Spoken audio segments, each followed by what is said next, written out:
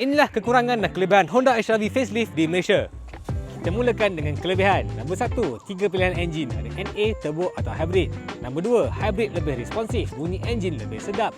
Nombor 3, Honda Sensing lengkap dengan semua fungsi terbaru. Nombor 4, semua varian dapat rim 18 inci. Nombor 5, kabin lebih praktikal, storage ekstra, USB-C, wireless CarPlay dan auto. Nombor 6, ciri premium turun ke varian lebih rendah seperti Honda Connect Tengah kini standard, VGR dari E, tailgate dari V.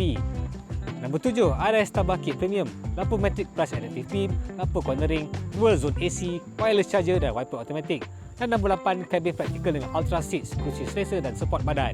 Kini kekurangannya. Nombor 1, exterior subtle, facelift tak wow macam rival lain. Nombor 2, headroom belakang agak terhad sebab roof line rendah. Nombor 3, seat tengah belakang ada hub, lebih sesuai untuk 2 orang je. Nombor 4, road noise dan bunyi tayar masih ada tapi wheel noise okey lagi lah. Nombor 5, RS tak ada spare wheel mat, cuma kit repair je. Aduh. Nombor 6, screen masih bukan original Honda, aftermarket je ni.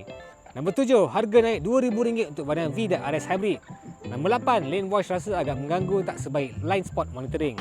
Dan nombor 9, base S masih lagi 4 airbag. Rival lain semua dah offer 6. Macam geng, setuju tak dengan poin saya? Kalau tak setuju, tinggal komen kat bawah. Setuju pun tinggal juga komen kat bawah.